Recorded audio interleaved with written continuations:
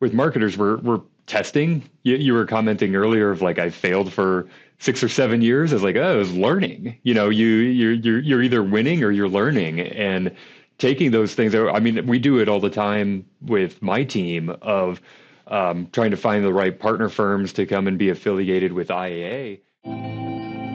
I'm Garrett Lale. Welcome to the Advisor Advocates podcast, bringing the latest industry trends and best practices to financial advisors from leaders of the top firms in the financial services industry. The one that I heard of his, at least, there was no intro. It was like he's just talking to his guest casually in the studio there, and there's no I guess it was kind of like a subtle flex. Like, I'm Rogan, you know who I am, you know my podcast, you probably know my guests. We're not announcing anything. So, well, thanks for coming on. I will introduce you to listeners and viewers. David Buzo, the Chief Marketing Officer with Independent Advisor Alliance. Thank you for taking some time out to chat with me. I was really looking forward to this. We had a great conversation at the soccer game back in October, and I was like, man, he would be a great podcast guest. So I'm glad we were able to work it out. Yeah, for sure. Yeah. Glad to be here and getting as big as ratings as Joe Rogan. Hopefully so. Yeah, we're just behind him a couple of spots, I think, on the top 25 list. So you had sent me over this white paper that you're working on to kind of review ahead of the show, and I'm trying to find it here because I was reading through it this morning. A lot of really cool little tidbits on that. I think I could probably have a 10, 15 minute conversation on everything that you sent me here. So hang on, let me pull them up here. So kind of give the backdrop of that a little bit and describe the white paper that you just, or the white paper that you're working on from the survey that you sent out to your advisors, and what kind of motivated you to do that, and what was the process behind collecting all this information you sent me? Yeah, great question. So I've spent the last decade plus in the industry working with financial advisors, specifically in the marketing space. And I have a lot of anecdotal information, but I didn't really have any stats to tie to it. And so with our 141 plus partner firms out there, we sent a survey around their marketing strategies, priorities, budgets, actually their tactics. So what are they using as far as traditional and digital, and how do they think about marketing? What's the priority? And I did this for a couple reasons. First, to just understand them better and to be able to tie it all together. Second, was to be able to give them any kind of benchmarking and share this out and go, here's where people are and you're here, or you're here, wherever you are, so that you can see where you are against your peers. And then last is with Independent Advisor Alliance of, us wanting to help business owners execute their vision. What kind of new products, services, solutions could we create out of this? Because I wanted to see if there's any gaps that I know that the advisors out there should be doing, but for whatever reason, if it's cost, lack of strategy, time, being overwhelmed with all the options, if I could say, here you go, because you said this, here's our solution to help get you to where you want to go. It's funny. I don't remember if I told you this story at the soccer game or not, but I had one of the bullet points that you sent me over for this was paid advertising underutilization, basically that only 12% of advisors leverage paid digital strategies like LinkedIn, Google, and Facebook. And I read that and it just prompted me, it reminded me of kind of what got me into digital marketing in the first place, or kind of piqued my interest into getting into that side of it a little bit. When I was an advisor, I was dating somebody who was a digital marketing person, and she told me that I should do digital marketing for my business. And I just kind of scoffed at it. I was like, whatever, nobody's going to invest the kind of money that I want them to invest off of a Facebook ad or a Google search ad or whatever. And, she, told me why I was wrong, and I told her she didn't know what she was talking about and whatnot. So fast forward a couple of years, and I start to notice that it's amazing to me how accurate the ads are in my Instagram feed. It's like I look up how to start a website, and it's on my computer, and then I get on Instagram on my phone 10 minutes later, and there's an ad popped up for, hey, if you want to start, if you're looking to start a website, here's, we can help you. And I was just kind of blown away by it. So I started kind of thinking, it's still in my mind as an advisor at the time. I'm thinking, okay, I still don't think anybody's going to invest money based on a digital ad, but I had the bright idea of I'm going to come up with something that they will buy digitally and try to sell that instead. And, 7 years of failure later, here I am. It's taken me a lot of trial and error to kind of figure that out myself. But I have 100% experienced that very statistic myself and talking to advisors, because advisors may think digital marketing is effective, but for whatever reason, I think advisors know digital marketing is effective, but in your survey, I think kind of starts to uncover a little bit of the why behind that answer. Only 82% are not using it at all, and you kind of dig into the rest of the survey of why that is. Yeah, and I found a couple of reasons of why advisors are either reluctant or not active. The most obvious one is just like, I don't know where to start. I could tell you back in the day, I'm talking maybe like 2014, 2015, when I was working at another company and wanted to create an instructional document for advisors of how to execute Facebook ads. And, that's all the research, the step-by-step, the screenshots, because you need a lot of detail in something like that, sending it over to the marketing team to make sure that the branding's right and everything, that we would have our company name on it, sending over to compliance for their review. And by the time that I went to get it out, Facebook had changed what the layout had looked like. So everything that we had done, we had to scrap. It never even went. No one even saw it outside of like the 10 of us. So there's a constant movement and change in things. I would say that's the first one. Second one is on the ROI side. So it's kind of someone's got to be the trailblazer and do it, and then to tell their peers like, yeah, I got X amount of leads from this. As it's the shiny new object that comes out from a conference or whatever. So anything on the efficacy and the ROI that would come from doing any kind of digital ad spend. Another one might be the compliance consideration, that depending on what the firm rules are and what your RIA or your broker dealer, whatever affiliation would allow for you to do. Some don't allow it. We do at IAA with depending on what kind of affiliation model that you have. But they might be afraid of what to say. And also the compliance part of what to say, but then also from a marketing and copywriting and creative is how do you get someone how do you take it from what my problem is that my target has to what my solution is, and then how do I say that to them in plain English? And they're doom scrolling, they're just on there in the morning, lunchtime, in the evening, on their phones all the time and just scrolling through. How do you get something that is so thought provoking and thumb stopping that will make them click onto something and take whatever action that it is? So it could even be, okay, I want to do Facebook ads. Well, what am I going to promote? Is it an event? Is it an ebook? It's probably not going to be just schedule time with me. So knowing all of those things and also having the budget. Can I afford to do it? So those are the things that I saw from the survey that were stopping people from being active in digital advertising. Yeah. And again, drawing from my experience from it, one of the things that, and when I first tell this story now, it's so stupid, and I know it's so stupid, but even as dumb as it sounds, I do think that there is an element of this that's still present with the advisor mindset now. I was selling a $25 product. I thought that my cost per conversion would be $3, but I knew there was going to be a learning curve. So I went into it saying, okay, well, we'll see how long it takes me to get a conversion. And finally, after I spent like $200, I was like, okay, well, if it costs me $200 to get a conversion, then this isn't going to be profitable anyway. So never mind, I'm not going to do it. Now, fast forward, all this time, what I've learned now is that cost per conversion is an aggregate cost per conversion over a very long period of time. The reality is you're probably going to spend quite a bit before you actually convert the first one. The second one's going to be cheaper. The third one's going to be cheaper. And thousands of conversions later, it averages itself back out to that 3 or whatever. But I think that a lot of advisors, again, from my personal experience with it,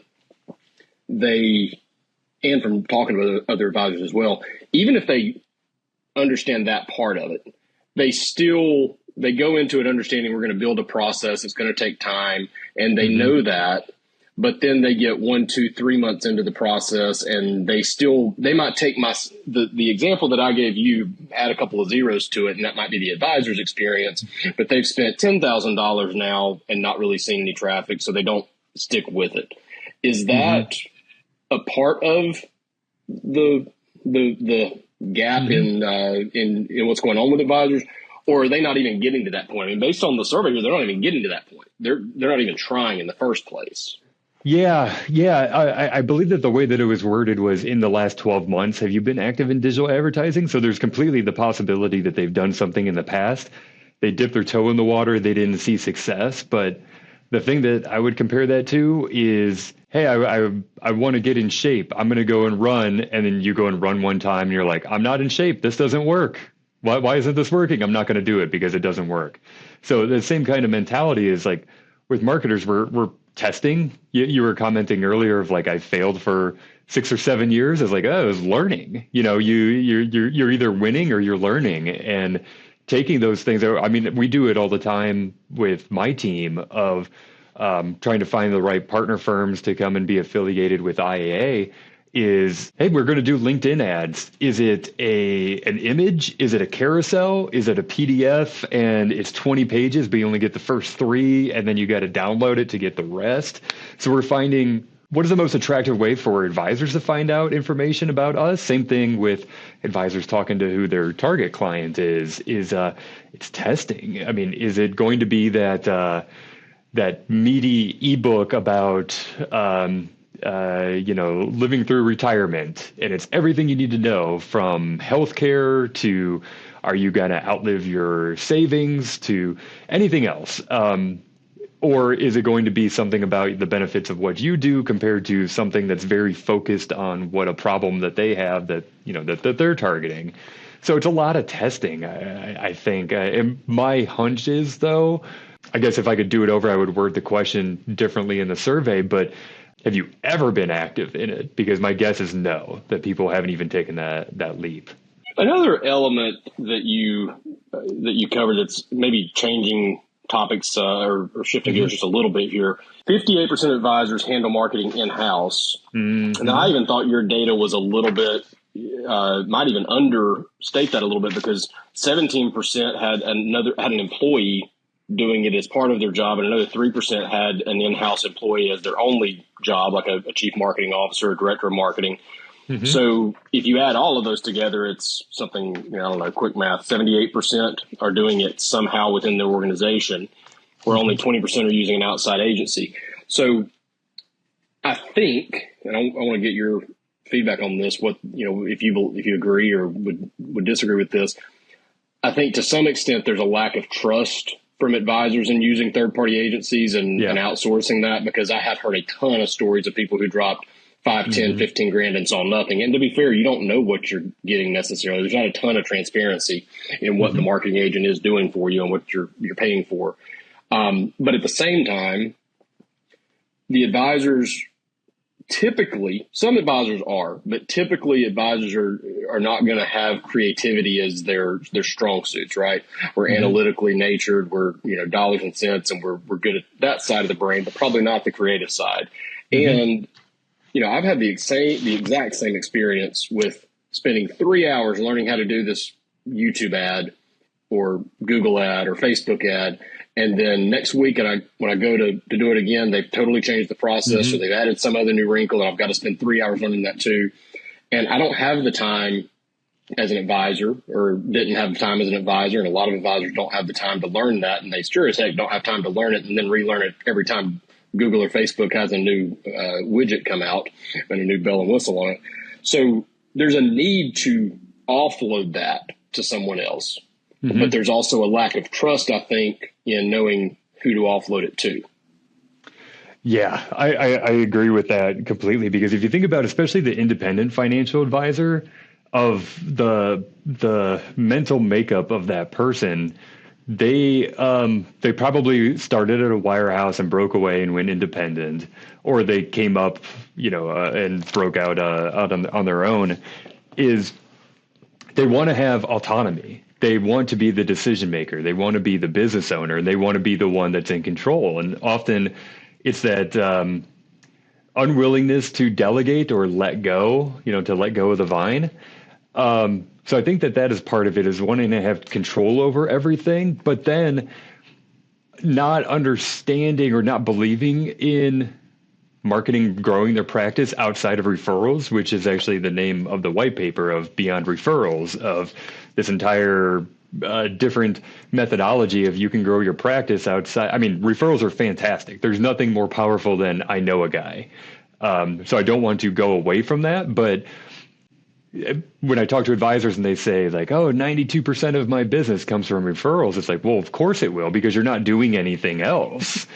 So why would someone, like, they're just not going to, like, walk into your office and be like, are you guys financial advisors? Because I was looking for, like, they're just walking down the street. So I think understanding that, and if they really felt like it was an investment, and that's part of the white paper, is like looking at it, at marketing as an expense versus an investment, that I think that people would be more likely to let go of the vine and outsource or hire. Or the biggest takeaway is like, you've got enough on your plate, and think about it from your client's perspective. Would they want to know how much time you as a solo advisor is focusing on marketing, like creating videos, copywriting, and things like that, versus are you paying attention to the markets? Are you listening to me? And are you responsive to my emails? And like, you should be delegating and acting like that business owner. And most of the advisors I've spoken with, they said that the best part of their job is talking to their clients. So let's free up the rest of your time and allow you to spend time with your clients. And that can be done with, outsourcing, hiring, and they're all going to have different degrees of success. And that's where I got a little bit more interested in the, there was two big groups that came out from the survey of people that deemed marketing essential as their practice. And so that's one group versus the non-essential. And then advisors over 100 million AUM and those that are below, and how they view marketing and how that they answer for it. And 65% of the advisors under 100 million are doing marketing themselves, compared to only 41% of the over 100 million. So I think it can also be a little bit of the chicken or the egg thing of, well, did they grow that way because they outsourced, or are they able to outsource because they grew that much and they'd have more revenue? I'm not sure what the answer is there, but I know that there is a correlation between how you view marketing, and if it's essential, you're going to get somebody else to do it. Yeah. Well, and when I'm not sure which of these two questions I want to ask first, they kind of go hand in hand in a way, but you can answer this maybe with some specific real life success stories, or you can just describe the process. I think both are effective, but what does success look like in digital marketing in terms of, what's the process behind the success, and when do you see results? Because I will say, I've not achieved it myself, but I've heard firsthand stories from a ton of firms that bring in a ton of new AUM on a regular basis from a successful digital marketing program. And I see how it can be effective, but what is the process to getting there? What does it look like? I kind of laugh because I don't know when this will run, but later in a couple of weeks, I'm doing an interactive workshop with some of our advisors to actually come up with that one-page marketing plan. It is a very simplified view of a more sophisticated approach, but what I'm going to be covering is, let's start with your business fundamentals of just identifying what your core values, your mission statement, what your unique selling points are compared to any kind of like competition that's out there for the client, which could be doing nothing at all. Like, oh, I'm just going to manage my own money, or I'm not even going to, be a part of that, or go with a robo solution or whatever it is. So the first part is defining all of that, and then making sure that you know what your target market is. And the easiest way that I like to think about that is think about who your favorite client is. And when I was working with somebody on this, they're like, well, my first thought was, all of them. They're all great. And it was like, actually, no, this one calls me a lot. This one's not responsive. This one doesn't do the things that I suggest that they do that I can't do on their behalf. So you're going to have favorites, and then figure out why are they your favorite? Like, is there any kind of commonality if you think of a couple people of what makes, is it an industry? Is it some kind of demographic information? Is it some kind of psychographics of whatever you want to be able to target? And then you create that persona of here's who I want to target. So you need all those like fundamentals of knowing what makes me me and who do I want to work with, and then think about what those pain points are. So, for me, it might be I've got two early teenagers, I guess. It could be around education funding, who's paying for college because that number is getting close. My parents are getting older. We're talking about estate planning. So whatever those pain points are, and then how do I solve for it? And in plain English. So that's like all the fundamental stuff. And then once you know who that target is, where do they live? And what I mean by live doesn't mean like, oh, they live in Charlotte, North Carolina. I mean, how are they spending their time? I was on my son's on the AAU circuit for basketball, and I was riding with my parents to one of the tournaments, and I think my mom was on Facebook on her phone the entire time. So it's like, if that's going to be your target market, that's where they live, compared to, my son's on TikTok and Snapchat, not financial services platforms, but it's like, why would you create like a TikTok style video for a pre-retiree? Right. So understanding what that mix is, and the root of your question of like the time to see those results and to see like the new AUM coming in, it's a horrible answer, but it really varies because it depends on where your starting point is. Some people might be starting with 1,000 LinkedIn connections, and we just need to better optimize them and connect with them directly.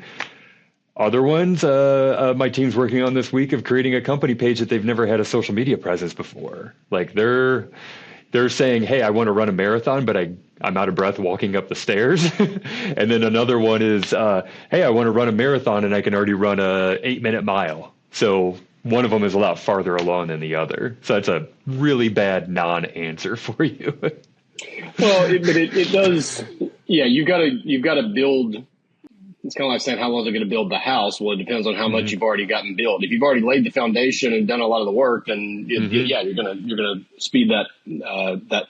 You're gonna shorten the growth curve, I guess is what I'm trying to say. One of your questions in the survey was on budgeting, and 14% or 42% had no defined budget, and 14% said that they spend but they don't measure it. Those are almost the same thing in a way. Maybe one measures it, but they just didn't go into it with a plan. But basically, 56% don't really have much of a plan for that. 31% were 1 to 5. At the risk of maybe asking the barber if I need a haircut here, I understand this is your game, but what is the best answer, right? How much should firms be spending? Yeah, great question. I would say a general rule of thumb, if you're growth minded, it's going to be around 8 to 10% of your revenue. If you're hyper focused, I would say it can go up to 15%. And I would say that with the caveat of that doesn't mean that you should be walking around bragging that you spent $30,000 on a website. Like, you still want to be cost effective. But you mentioned one of my favorite phrases in marketing of the customer acquisition cost of, is it aligning with what you're spending? Like, you need to know where your sales funnel is and you can start backward of, I want to get one new client per month. Okay, one. I close half of them, so I need to get 2 people in the office. And then when I actually talk to people, 25% of them go from I talk to them to setting an appointment. So you can keep going up to go, how many people do I need to actually reach? And then making sure that you're putting the money behind that. It doesn't mean that you should be, wasting 30 grand on a website and maybe, having 6 different third-party lead generation service subscriptions, but making sure that you're doing it appropriately. And usually it's people underspending, not overspending. And on that question, when I was talking about that, the 2 different groups that I saw that come out of it, the people that deemed marketing as essential to their practice, for the no defined budget, if it's essential, only 25% said that they don't have a budget, and almost half of the people that were deemed it non-essential don't have a defined budget. So you can see that mental part of it too, of if it's important, I'm going to measure it. Same way of if closing rates or AUM or number of households or clients are important, you're going to measure it. You're going to know it off the top of your head. You can probably call most of the advisors you know and say, how many clients do you have? And or AUM, and they'll probably tell you to like within $10 of where they are. Same thing with your budget. There's a surprising amount that just don't pay attention to it because they don't think that it's important.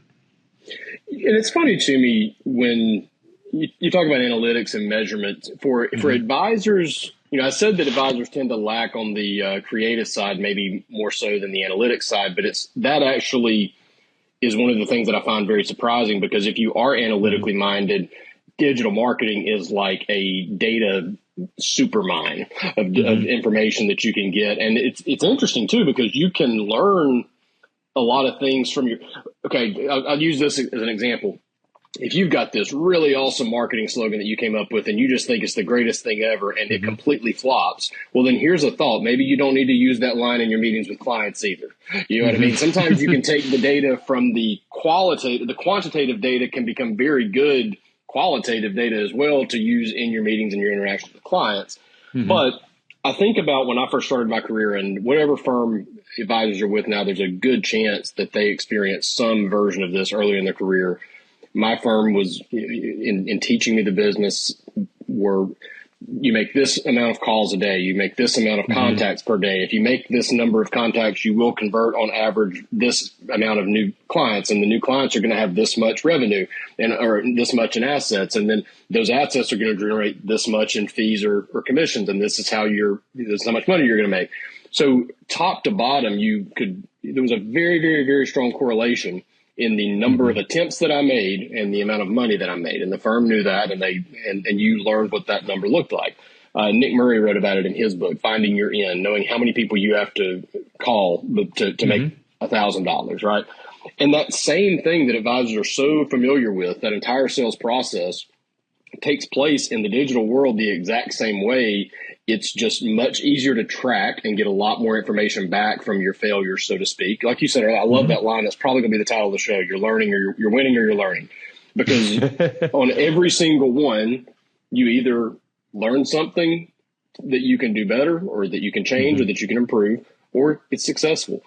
So that's the irony in it a lot of times to me. And when I see advisors underutilizing it, is that if they understood that and really took the time to dig into it, that's a pro. At the same time, it can also be really easy for those advisors who are trying to do it themselves to get bogged down for 25 hours analyzing data that maybe doesn't need to be analyzed that deeply. So it can be sort of a double-edged sword there in a way, but it is such an effective way to learn more about your own business and also refine your process, your marketing process, to make it more effective over time. And guys like you know that, right? The people that do that as just their day-to-day job, that is what you do. But the advisors, I think a lot of times don't realize that the reason that every time I get on Instagram, the ads are effective is because the marketers have learned over time, the ones that I'm not going to buy have learned over time not to put it in front of me, right? And the ones that are effective are the ones who've learned that I'm who they're looking for. Yeah. And I like that, what you're mentioning of tying that all together with that customer acquisition cost, and even if it was like Facebook ads, of like, let's just test out and see if this works. And a lot of and this is even how I got into digital marketing, is that I've always been in marketing, and I'm a data nerd. I'm always looking at numbers, and everything that I wanted to do from marketing, I wanted to have a number to tie to it. As much as I'm a fan of traditional marketing, especially in my previous industry where you do things like billboards, I can't see how many people actually drove by it and how many people like clicked, like they saw it. So my impressions and my clicks, like I can see all of that, like where my reach, what was my impression. So like, I drive up 77 North every single day. So, I'm seeing it 7 times a week. To know what your impression, your reach, your clicks, and then like put that into a sales funnel and see what your conversions are, all the way down to, I got X amount of clients off of this, and hopefully that you've got attractive enough of an offer that you're getting the leads off of it, and then you're following them up, and then you're bringing them in and closing and going, hey, I brought in this, this new client with X amount of assets, and I spent $500 on a LinkedIn ad. I mean, what's the ROI on that of getting one new client off of that? It's huge. And even if it doesn't, you're still getting that awareness and that recognition that you really can't get other places. Mm-hmm. Yeah. Well, it's fascinating too that as you learn that, I mean, and you refine and you get it, and you're more successful with it. Mm-hmm. Once my cost per conversion is $5, right? Right. Or whatever the number is, even if it's $500 to get a new $10,000 a year account. Once you know what that is, now then you start to see that it is an investment and not an expense, as you said earlier, mm-hmm. right? Now you're starting to figure out what costs can I cut to put more money into marketing, and how can I make sure that we're growing, not growing too fast? Can we keep up with the demand of all of this? So I think advisors can pretty intuitively see how it can be successful. It is that mm-hmm. lack of time and expertise that kind of sets it up. And I didn't even mean to do this, but this is going to actually segue perfectly into my big finish, actually, because I love the way IAA solves for this problem for clients. And that's a part that you play a huge, obviously very vital role in that solution for your independent brands and your partner firms. Mm-hmm. So describe what IAA does for your partner firms and the offering that you have for advisors to listen to this, because it is a really cool. If I don't want to do it in-house and I don't know who to trust outside, IAA is the perfect solution to that. Thanks for the Creative Capital plug. So our Creative Capital team is our internal part, a division of our marketing team that supports our financial advisors. So we believe in that, helping you execute your vision. So that's one of the cool parts of our flat fee and our affiliation model, is that out of the box, like no extra cost, is all the consulting and strategy. So that's actually, between you and I, my favorite part of my job is talking to advisors and like helping them, like when I can see that light bulb go off, especially if we're on video, of like something resonated with them, of like identifying their target market or coming up with that strategy or whatever that plan is going forward. And whatever information that I share with them, they could take it or leave it.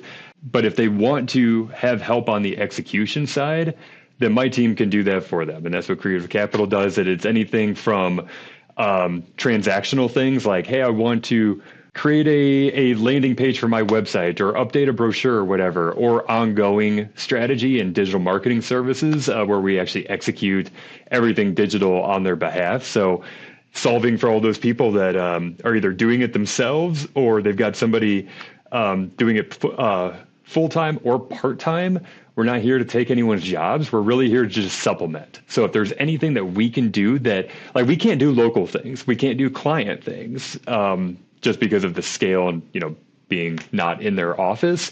So if there's other things like managing all their digital marketing aspects, we can take care of that for them. We've done a tremendous amount of projects in the last, I'd say 18 months, from creating new brands, launching new websites, specific campaigns of, hey, me and my advisor partner, we want to be able to recruit a junior advisor. What should we do there? It's like, well, we're going to stand up a microsite that's completely separate from your clients so that you can target who that next gen advisor is or whatever their goals are.